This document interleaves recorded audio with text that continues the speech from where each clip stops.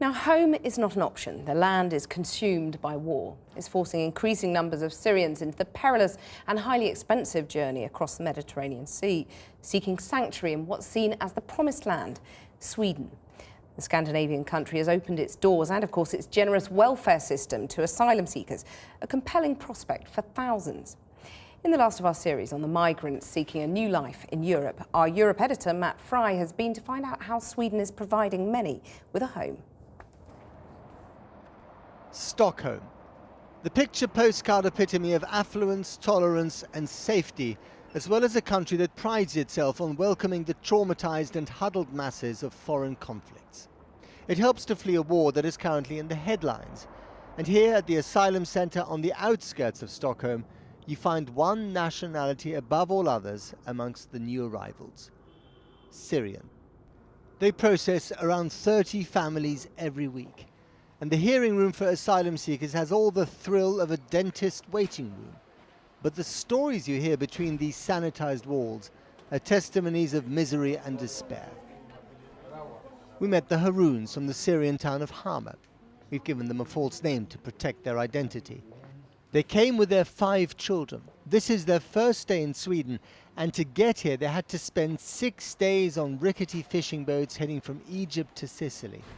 That trip alone, organized by people smugglers, cost them $10,000 and almost their lives. بعدها طلعونا على مركب طوله 14 متر، شيء 140 واحد فيه. أنا كنت عم أشوف الموت كل لحظة 100 مرة، لمرحلة إني أجي لأولادي سامحوني وانتهى الموت. هدول 3 أيام بالمركب الصغير ما فيه لا مي ولا أكل. صابنا دوار بحر، صار الكل يستفرغ، وولدت هي المرأة فقطعوا لها الحبل الصري بشفرة. طفل جاي الولد خلال 10 دقائق وماشي حاله. كانت المأساة الحقيقية، يعني الغرق محتم، ما في مجال يعني. أنا بحب سوريا بس يطير والشقر راجع. This is also Sweden, the town of Södertälje, about half an hour from Stockholm. It's the kind of place which the Haroons will probably end up calling home. Housing estates built for Swedes, now almost exclusively home to immigrants. Half the population here is Syrian. We met Butros, another false name. He came from Syria a month ago. He also took the boat from Egypt to Italy and filmed some of it on his phone. 6 days, $7,000. There are some very wealthy Egyptian fishermen out there. It was hot at morning and so cold at night. 1 meal a day, meal a day, 2 cups of water. 2 cups of water and 1 meal a day? Yes. How many people were on the boat? 100 Syrian and 20 sailors. Who are Egyptians? Egyptian sailors.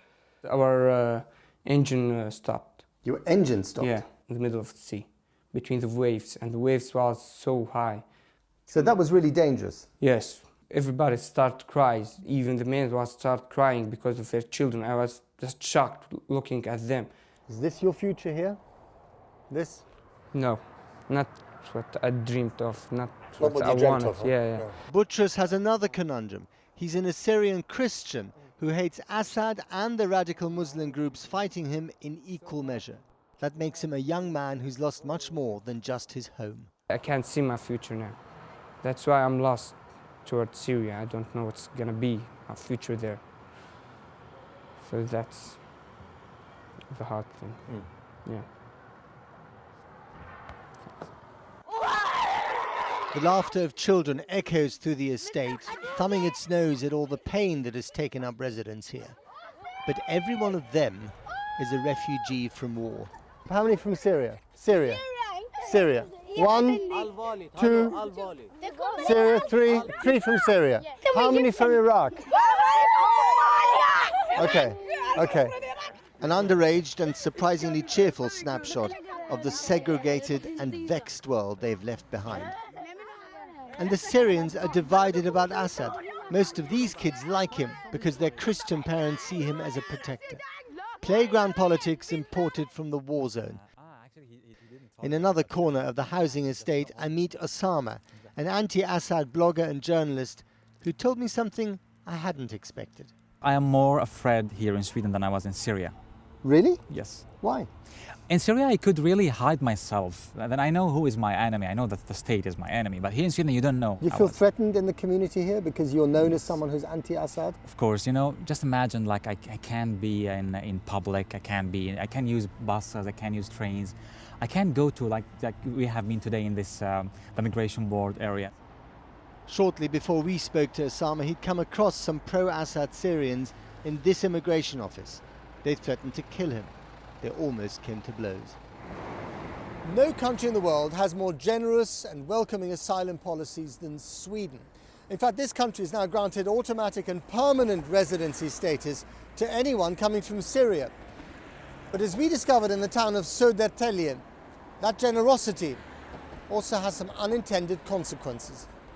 In this town of 90,000 souls, a third are refugees from Syria, mostly Christians in this case. The national government respects their wishes to live together in the same community. Why? The local government is left dealing with the burden. So you're the Swedish mayor of a Swedish town close to the Swedish capital, but sometimes you feel as if you're running a small part of the Middle East. Yes, of course, and that's a main part of the job. When something happens there, it will give effects here. Do you think that if more Syrians come, if the situation gets more acute, that this will test Sweden's tolerance towards asylum seekers? Is there a limit to that tolerance? I think it would be better if the whole country would help out. And that's exactly what the Swedish government is saying to the rest of Europe. We have reached the limits of our generosity. We need your help. Sweden is taking in the vast number of Syrian refugees. Can the system cope? I think that if you look at it from a long-term perspective, there will be challenges. But this is exactly why we are calling for more of resettlement among the 28 member states, more of coordination and cooperation, more of solidarity. Another of their worries. The Central Mosque in Stockholm has the reputation of being the most radical in Sweden. Its former imam has been accused of running arms into Syria and recruiting young Swedish Muslims for jihad. According to some official estimates, as many as 200 have already gone to fight. Outside the mosque, we were met with muffled denials.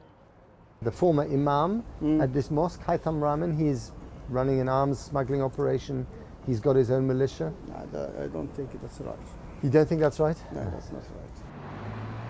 And in case you're confused, we are still in Sweden, still on the outskirts of Stockholm, in another housing estate turned refugee camp.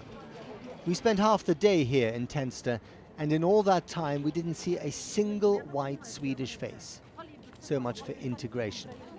Here in places like Tensta, you come across a whole generation of young Muslim men who speak Swedish to each other, who carry Swedish passports, who are Swedish citizens by all intents and purposes, and yet they don't feel fully integrated into Swedish society.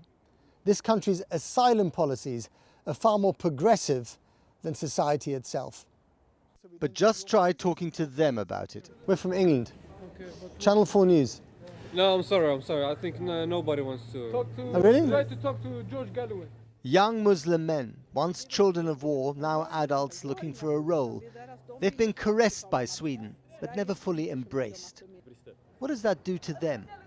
And what does it say about the country that prides itself on being Europe's conscience and the world's mecca of political asylum? Matt Fry there on the Syrian refugees trying to build a new life in Sweden.